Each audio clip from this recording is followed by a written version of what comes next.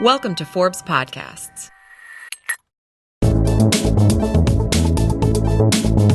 Hi, everyone. Welcome to Unchained, a Forbes podcast produced by Fractal Recording. Thanks for tuning in. Today, we're launching with two podcasts, both from Sir Richard Branson's Necker Island in the British Virgin Islands. After today, you can expect one new show every other week. For one of our inaugural podcasts, we're talking with Elizabeth Rossiello, the founder and CEO of BitPesa's, a sub-Saharan African foreign exchange and business-to-business payments company. Elizabeth tells us what's broken in the world of remittance and B2B payments from Africa. And she also describes the solution that her company offers. So welcome, Elizabeth Rossiello. I'm so glad to have you on my show. I've heard so much about you and was so excited when I realized I was going to get to meet you in person here. Oh, so nice of you. So I was wondering, I'm sure many of our listeners are kind of interested in the atmospherics of Necker Island. What has been your kind of the highlight of your time here? I mean, you just don't realize how diverse some people's lives have been and what they were working on before they came into either business or before they get into government. And my dinner partner last night was the former Prime Minister of Haiti during the earthquake. And if that wasn't enough, we then started talking, and it turns out he's got an office in Senegal, where I live. And he's been working in West Africa for decades. So, I mean, it was just, wow, okay. So you don't really get that kind of networking staying at home. Right. And then you don't normally get to do that and then also go paddleboarding the next day. Yeah. And I mean, when you're running a startup, it's pretty intense. You don't get a lot of time to just think strategically. So there's definitely some space here for that. Although not a lot. Yeah. Right. Yeah. No, we've been very busy. Okay. So tell our listeners the story of how you came to found BitPesa's and what the company does. Sure.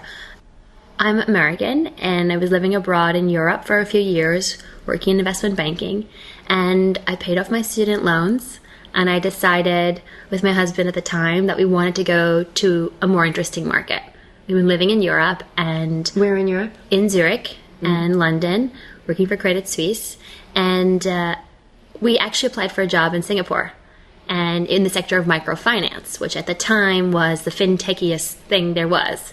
And the rating agency, which I applied for a job with, said, sorry, that job's full. Why don't you go to Nairobi, Kenya? So sight unseen. And what year was that? 2009. Okay. So I accepted the offer in 2008, and in 2009, I began my training in Paris with Planet Finance, and they sent me to Bosnia and Georgia and Azerbaijan, and I thought, wow, these banks here really are horrible. I mean, I can't believe the operations and the governance and the systems. And they said, Elizabeth, these are A-rated banks. Wait till you get down to East Africa. And I went down there and I led up the office. And every month I would visit a new financial institution from Kenya to Botswana, so covering all of sub-Saharan Africa, and doing everything from interviews with the governance teams, so the executives, down to the branch officers, talking to the customers in the field, whether they're an urban trader or out doing agriculture, looking at their credit products, looking at these $1 million management information systems. That's an MIS system. What's that? That's the nuts and bolts of how the bank runs. So for small banks, it's everything. If you don't have a good one, you don't know how many customers you have. You don't know whether they have loans, when they were taken, how much they've paid, how much interest how efficiently you're operating, which branches are doing better than others. And if you do have a good system, it can make a huge difference. So for the systems that really integrated with mobile money, which at the time was really coming up, you saw operating expense ratios drop from 70% down to closer to 10, which would give them an A rating. So for me, it was really interesting. Wow. Always, you could be in the coolest market with a really innovative governance team. You could have a great customer base, a really cool product. But honestly, if you didn't have the efficient back office, it wasn't going to work. And if you couldn't manage, collect, sort, and identify the risk of your data and all those things, then you really had some big problems. So that was really interesting to me. And I started to move away from doing the ratings to kind of interpreting the ratings for investors. And by investors at the time, those investing in the microfinance space were social investors. So Gates Foundation, and Acumen Fund, Grameen Foundation, and they would come down and say, well, we think microfinance works, and there was a lot of hype about microfinance, very similar to Bitcoin, I might say. And they said, we can use microfinance for everything. We can collateralize microfinance portfolios together. Sound familiar? Oh, gosh. We can that offer, word is a scary word. we can offer credit guarantees from big banks like Citibank or Deutsche Bank that don't even do microfinance. All this kinds of cool stuff was happening, and it's going to save the planet. And what we realized afterwards, after the bubble died down, was it can do a lot of things. It can be a really helpful tool, increasing financial inclusion and growing economies, but it's not the end-all, be-all. And there were some really great learnings that came out of that. And one of those things that I learned was to really make a bank or a financial institution or a product work in a region where there's very little infrastructure. You have to invest in technology. And the technology not only has to be easy to use so everybody can understand it. You can't have a really cool technology that only one teenager in the IT department understands, And then when you bring it up to the C-level or the board, they're like, what is this? And they can't interpret the data or how they use it. It has to be intrinsic. So it was really exciting to see a few banks would be mobile money only. So everything they did was just using mobile money, no paper. And everybody that came in from day one was told all of their procedures and policies were based on that. That started getting me thinking. And I met one of the men, Duncan Goldie Scott, who had founded the first mobile money only microfinance institution in Nairobi, Kenya. And I said, look, I've been consulting forever. I'm so sick of working for other people. And he said, I'll seed you if you figure out a way to bring Bitcoin into the mix. And I said, what's Bitcoin? And he had been involved in the Financial Cryptography Association for a while. And he said, it's mobile money that goes beyond borders. It's international mobile money. And his idea was more of escaping the banking system and creating, replacing mobile money and bringing it to regions like Somalia, who at the time were having real problems with international banks. They're all being cut off, right? There was all these injunctions against Barclays because they cut off Somalia. But for me, I said, well, I'm still a business person. I'm still pretty practical minded.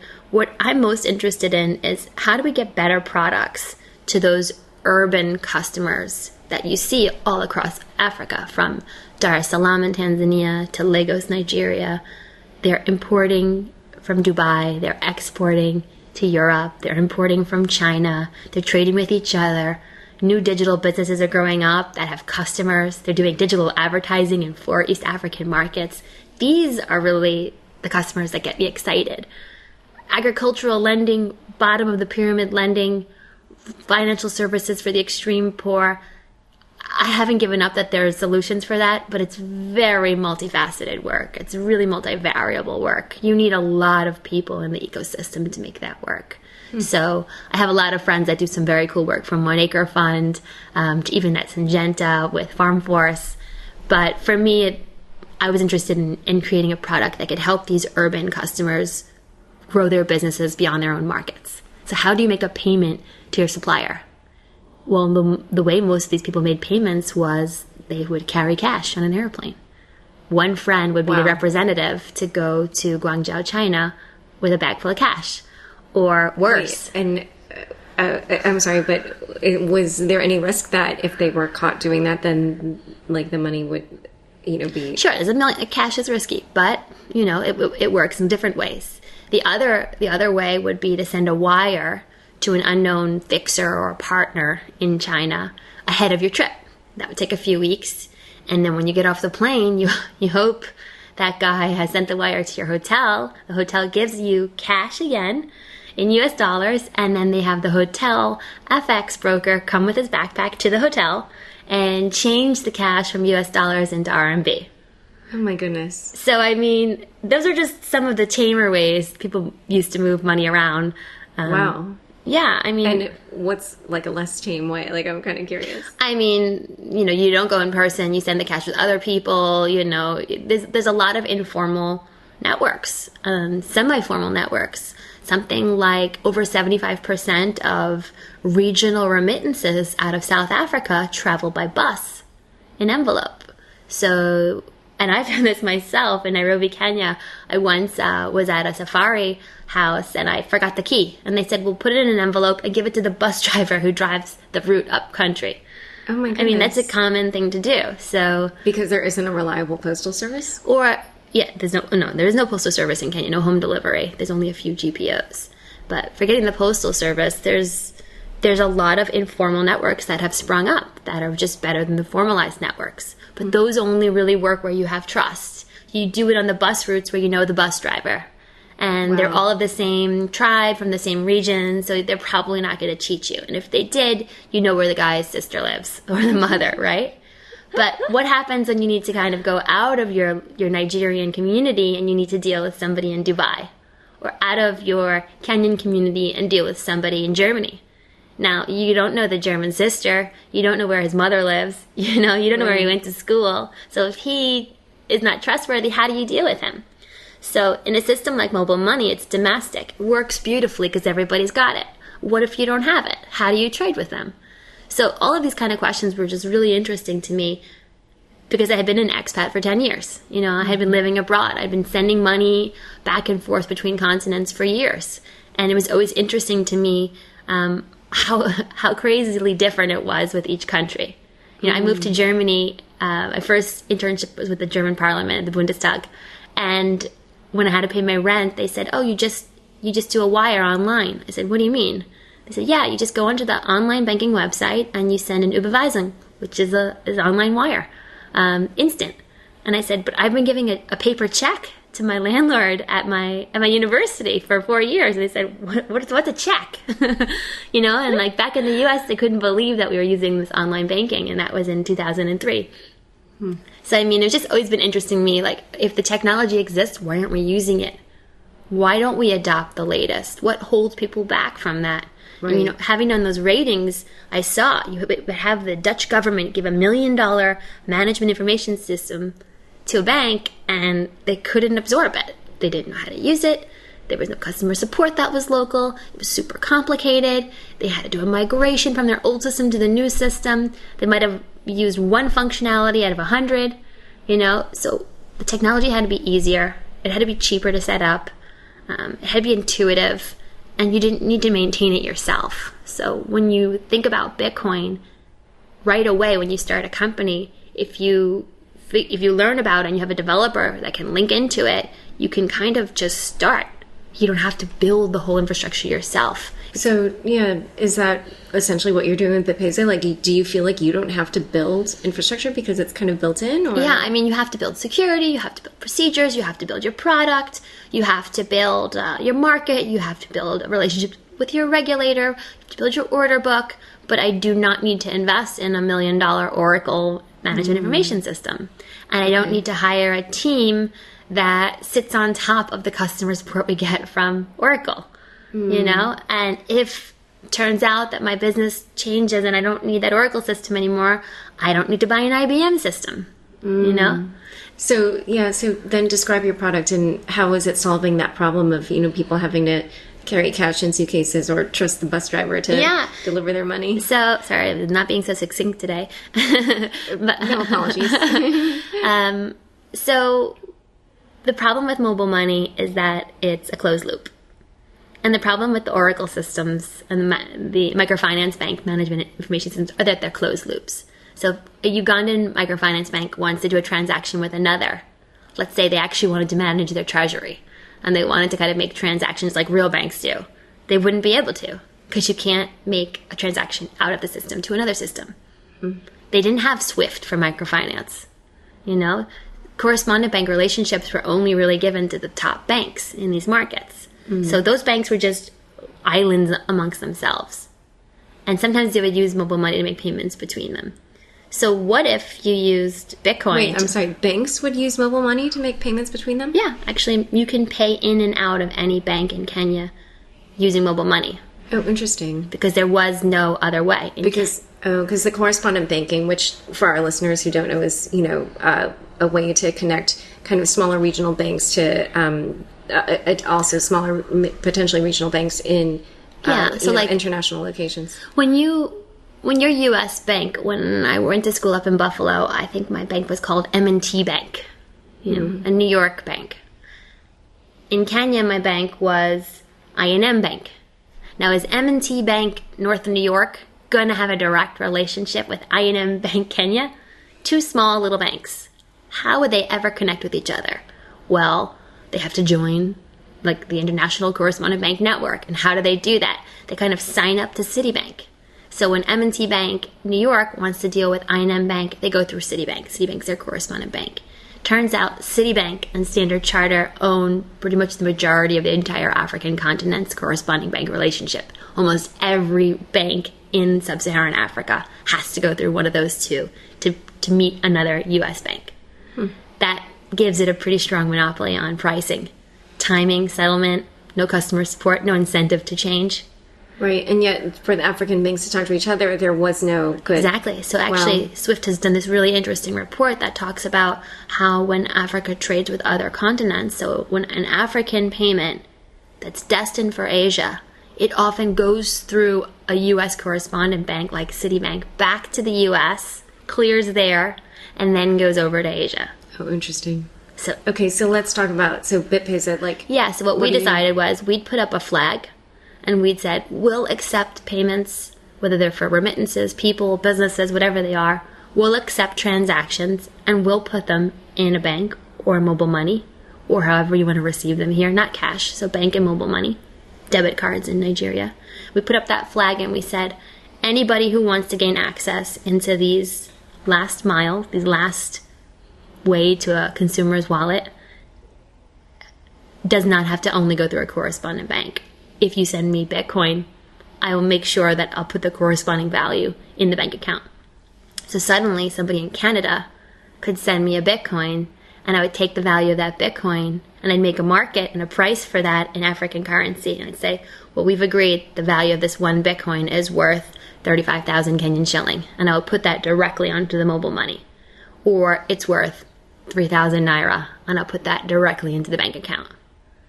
And now I can transact with anyone in the world without going through the correspondent bank. Now, it ends up in a bank in Africa, and it probably started in a bank in Canada, but now CIBC Bank Canada does not have to have a relationship with my end user. They don't even know that it has to end up in a Kenyan bank. And then does the sender have to convert to the Bitcoin themselves, or do you also do that for them? So that's a great question. In the beginning, the sender had to buy the Bitcoin themselves. So the sender from Canada had to say, I've got Bitcoin, I'd like you to put this in a Tanzanian bank. And we said, sure, we'll do that. Now we have a Nigerian will come to us and say, I need this to go to a Chinese bank. I don't know anything about Bitcoin. We say, okay, that's fine. So they give us Nigerian Naira. We effectively sell them Bitcoin, but we deliver that Bitcoin to a broker in China. And they don't know that they know they've come to us because our company's name is BitPesa. They know that we do something unique. On the receipt, it says how much Bitcoin they've received, but they don't have to hold the Bitcoin. They don't have an exposure to the Bitcoin. When we give them a quote, what that Nigerian Naira to Chinese yen price is, it includes the transaction fee for going through our version of a correspondent bank. And what do you charge? For a large transaction, it could be less than 1%. Wow. For a smaller transaction, it can go up to 3-4%, depending on the currency, depending on the form of payment. Sometimes it's a flat fee. So if somebody pays us via a debit card or pays us by mobile money, then we need to pay a flat fee for that, which can increase the cost. Okay. And how does that compare to what people have been paying using these other methods? Yeah, so they can pay anywhere from 2 to 20%. Wow. In what scenarios are they paying 20%? So the average cost of remittances to Tanzania is 19%. From anywhere? From anywhere. It's the average incoming cost of remittances to Tanzania. Intra-Kenya was pretty expensive. It was over 12%. So Kenya to Tanzania was over 12%. And when you use a mobile money, so you go from Vodafone Kenya to Vodafone Tanzania, it's over 6%. Oh my goodness. Same company, right across the border. You have some really crazy corridors, like Rwanda to India is over 20%. So specific corridors where there's not a lot of competition, it gets very expensive. Now, why isn't there a lot of competition? Well, is there a Rwandan bank and have a direct relationship with every Indian bank and every Canadian bank? You know, Rwanda's a small country. Is it the responsibility of those banks to go around the world and develop direct relationships? What if they use a different management information system? What if they have IBM and everybody else has Oracle? Forget IBM. A lot of them have a smaller one called M2 or eMerge or Octopus. These are small companies that make small bank microfinance management information systems. So large banks won't be able to integrate with that. So who are your clients? So our clients started out as tech people, so early adopters who were very excited. They knew what Bitcoin was. They were following Bitcoin online. They were just excited to be able to use Bitcoin to take over whatever their transactions were in Kenya. And these techies would say, well, I'm paying my cousin. You know, I'm living in Canada. I'm a software designer. I know about Bitcoin because I'm in the tech world, but I do have to pay my family member once a month. And actually, I pay 3 family members $100 each.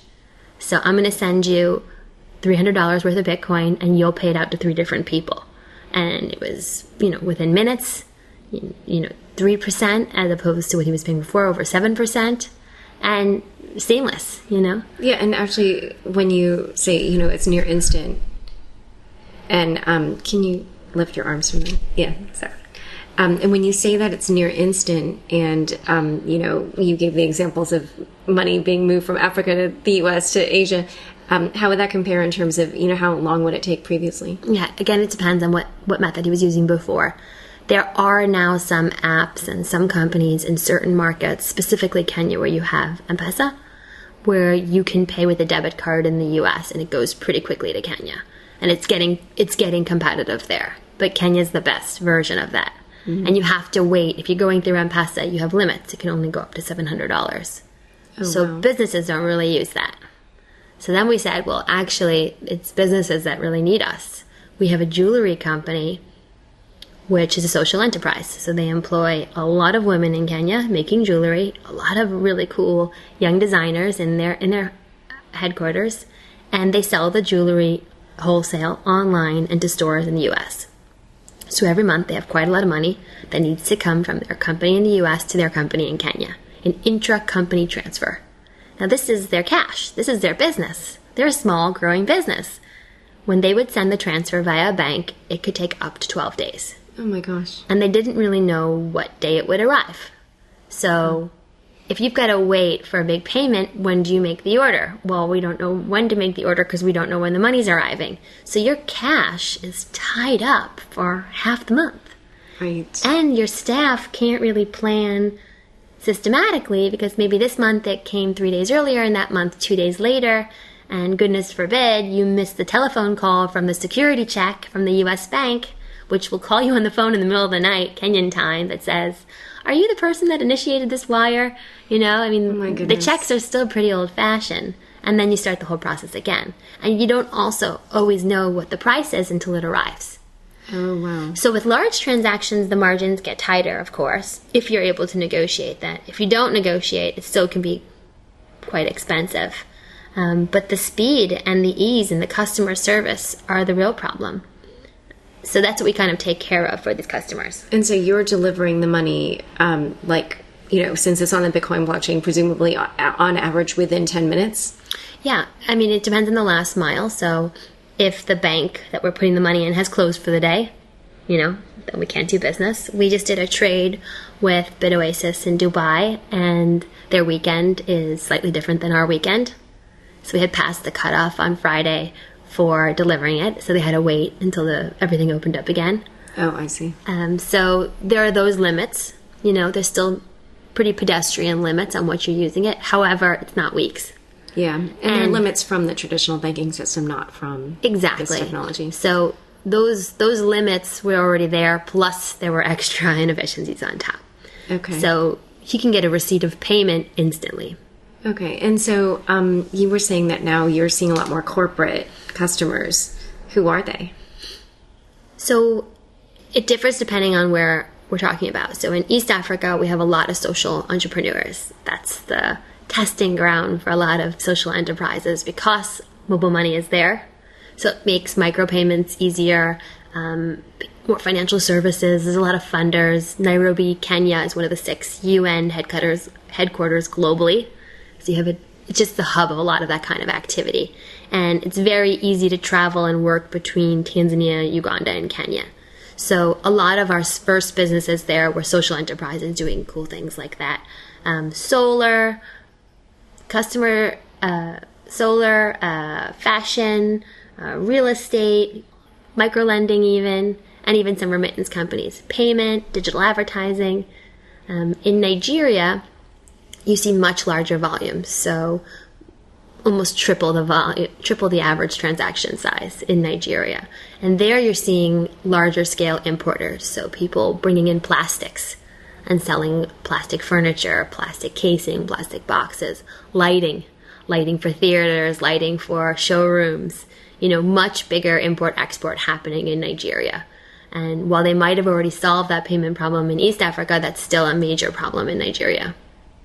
Okay. And there was something very interesting that you said earlier, which I didn't quite follow, but you said that there's a collection of Nigerian churches in Texas that use BitPesa in bulk. What was that about? Yeah, I mean, we have some of the way that we do business development is we go, I don't want to give away all my secrets here for all my business development team would get quite upset for our competition, so maybe I'll just be vague. But clearly, when you're dealing with the diaspora population, often religious units and networks are really helpful. So we go through a lot of the church groups when we enter a new market, and we talk to them about how they send money back, and not only for P2P remittances, but you also see private investment clubs and circles sending money back quite frequently, and goodwill, so houses, churches, correspondent church buildings. There's a lot of financial transactions happening between these networks. So one of our great clients is a Texas company that collects and sends a lot of money back to Nigeria. Yeah. Okay. And then in terms of examples of some of the bigger clients, you also said like some of the biggest breweries, and there were some other... Yeah, I mean, I don't want to give away nothing to share publicly yet. Oh, okay. But we've been talking with a lot of much bigger blue chip Fortune 500 companies.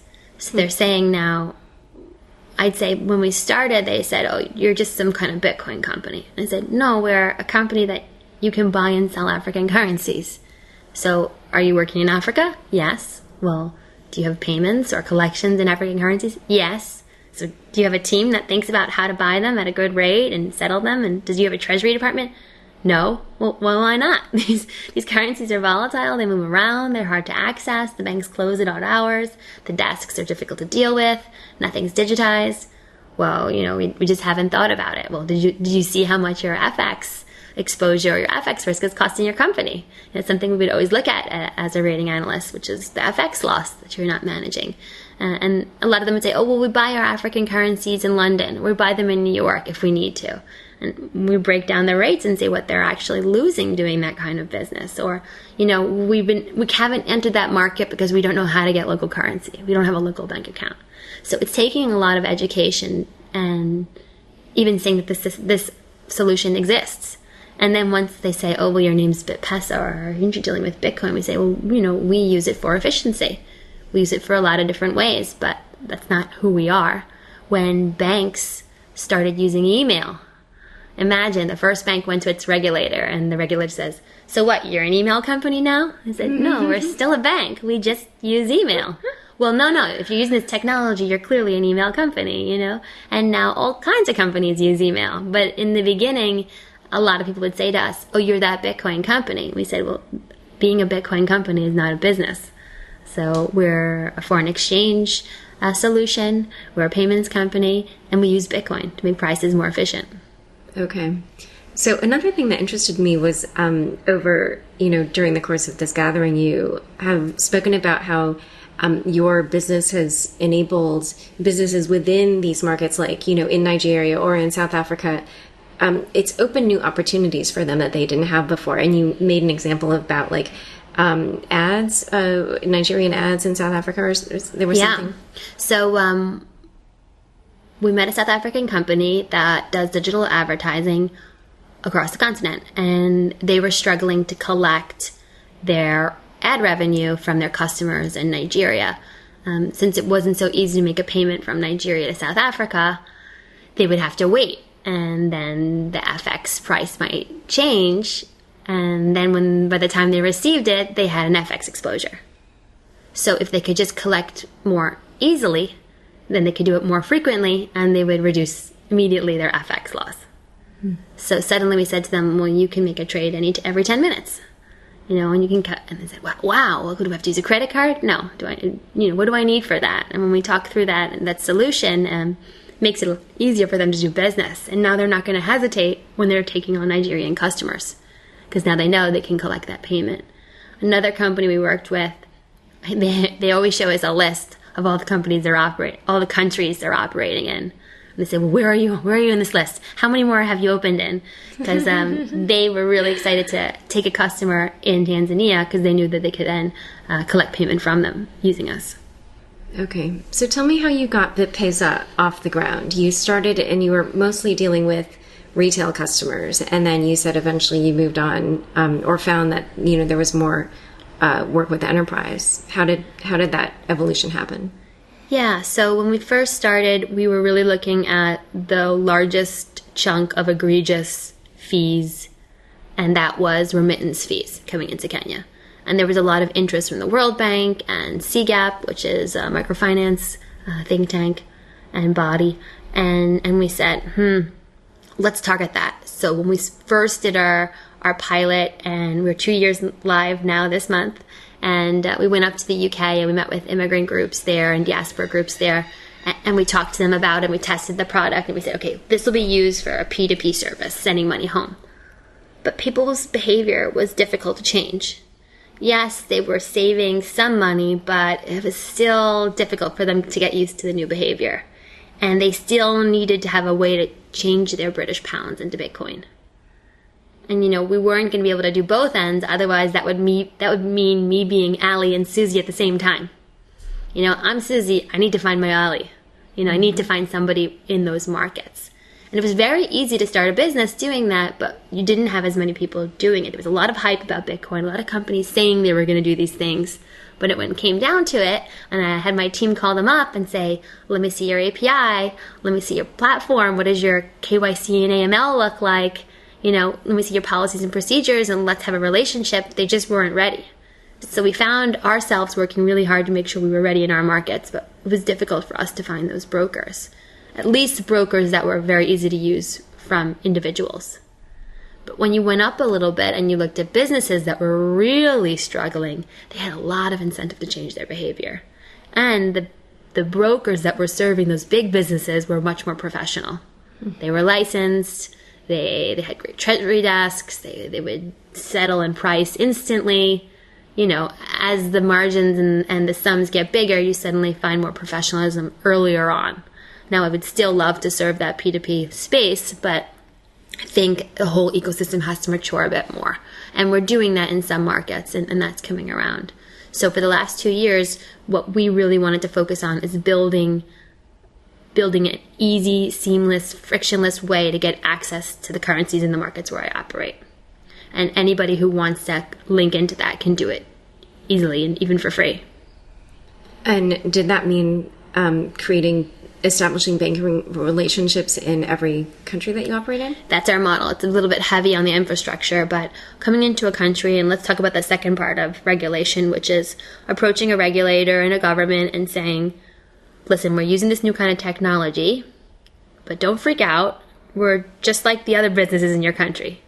We're going to be either a payment institution or a foreign exchange bureau or a money service business.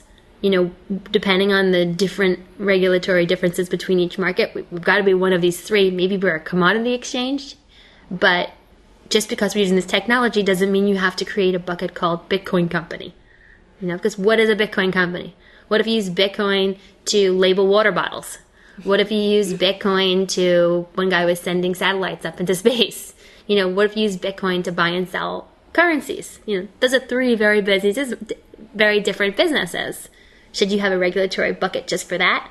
But a lot of regulators got distracted and said, if you're using email, you're an email company. It's like, no, we're not an email company. We're still a bank.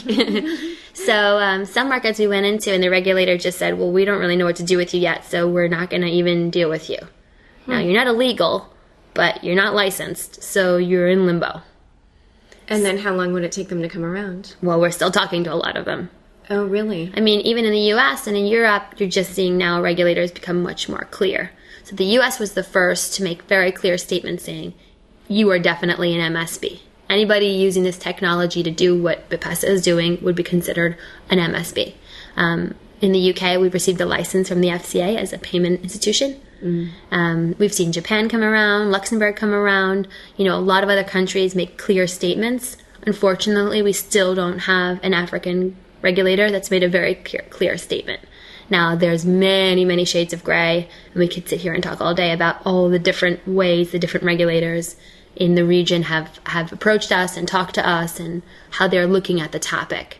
And it's sad to say that in some markets, the regulator is really just not investing the time to really understand it and realize this is just a piece of technology that can be used by all the businesses here, but so it sounds like you have really established relationships with a number of banks, even in African countries, and yet you're doing that without clear guidance from regulators there, or? Well, some of the regulators have spoken to us, spoken to the banks, given us guidance, told us that we have to consider AML KYC, which we do, that we have to register, we pay our taxes. I mean, we're registered in all these countries, so we're actual incorporated businesses. We follow the rules, we pay taxes, we have work permits, we have a physical office, we submit KYC and AML, we have bank accounts.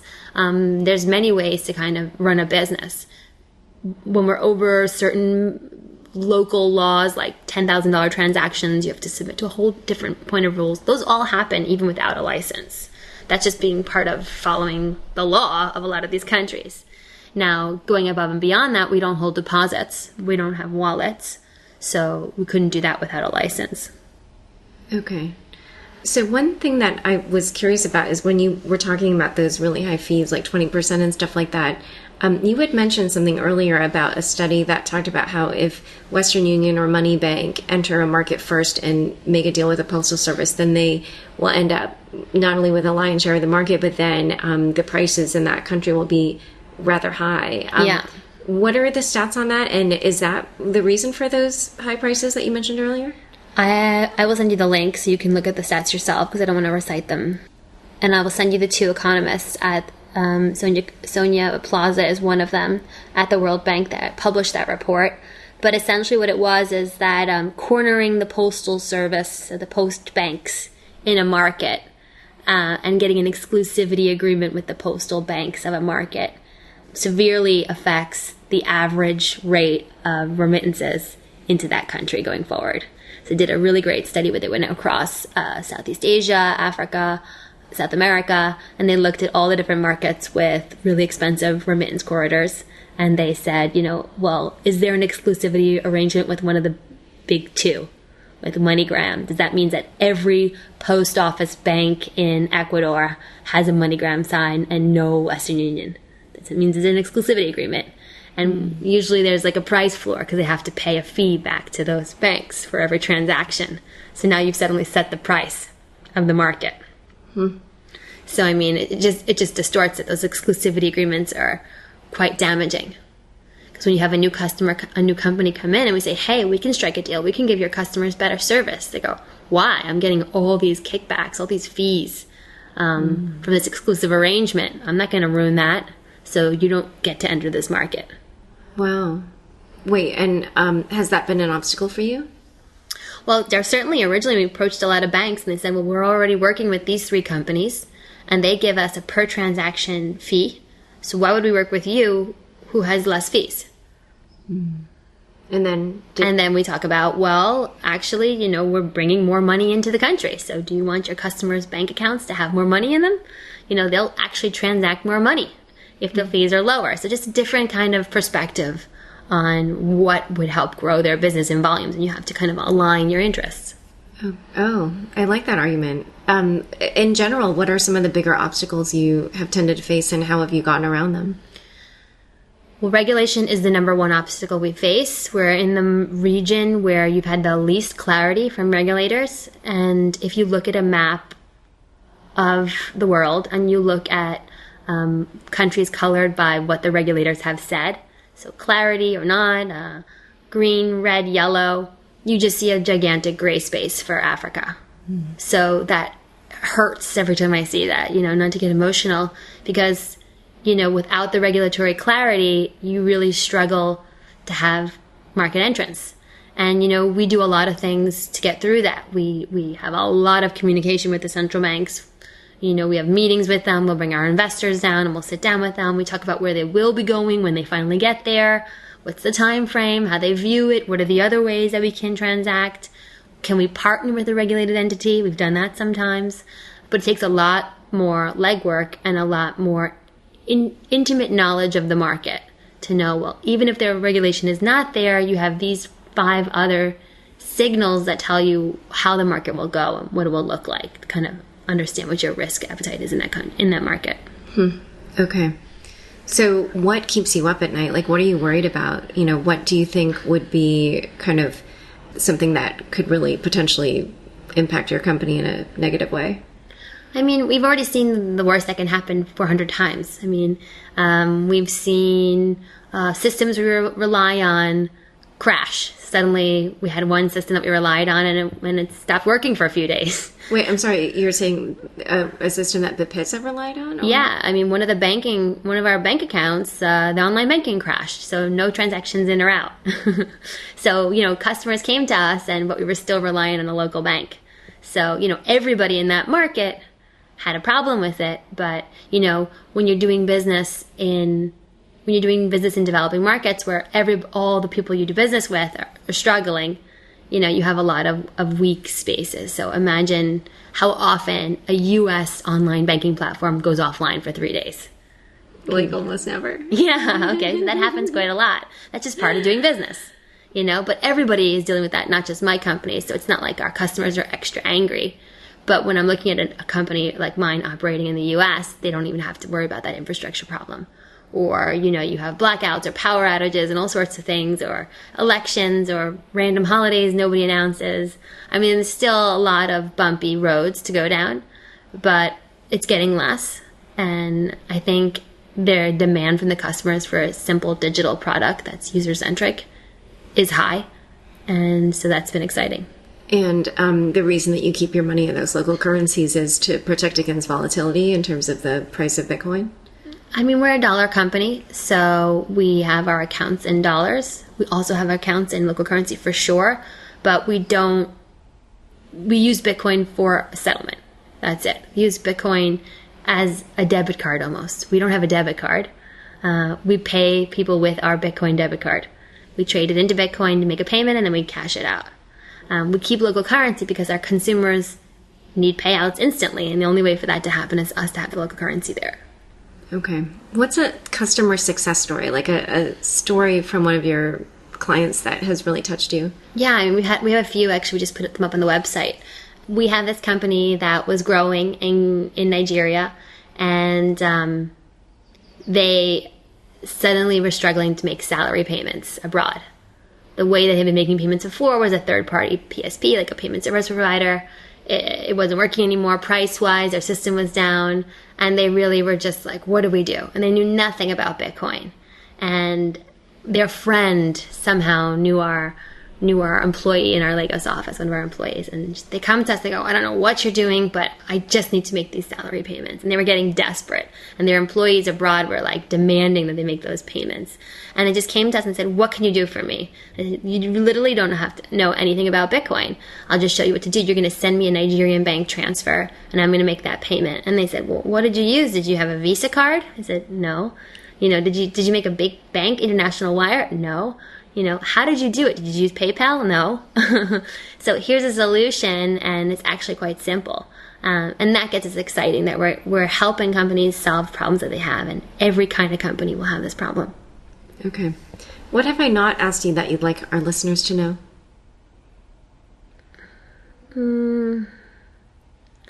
I think the size and the opportunity in the African market is constantly underestimated.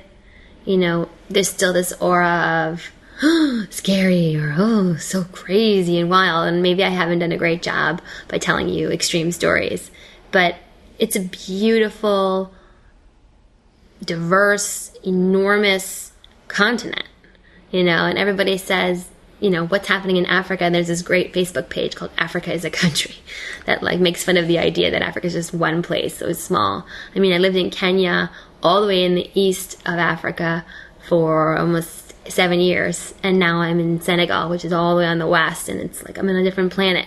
And I've lived and worked in many, many countries in between. So I'm just constantly surprised how many big global companies are just now thinking about how to enter the market. Now, you have some really big ones that have been there. Uber, for instance, has expanded rapidly across Africa. And thank you so much, Uber, because it makes my life a lot easier when I come into a country to be able to use my Uber account, kind of consolidate all my expenses, really easy no matter where I'm traveling. So, I mean, that's been awesome. And they've done great. And I think, there's just this fear factor. People don't travel there as much on vacation. They don't have relatives there as much. They don't hear about it as much. So there's not a lot of African-owned media coming out that reaches the global space. So, stories are really tinged upon disease and war and all that nonsense. So people don't really think, this is a market I want to expand to. So we're really excited to be part of a movement, making it easier for people to do business in the region. Great. Well, thank you so much for coming on my show. It's been such a pleasure. Thanks, Laura. Thanks for joining us today. If you're interested in learning more about Elizabeth and her work, check out the show notes, which are available on Forbes.com. And please review, rate, and subscribe to the show if you like what you're hearing. Thanks again.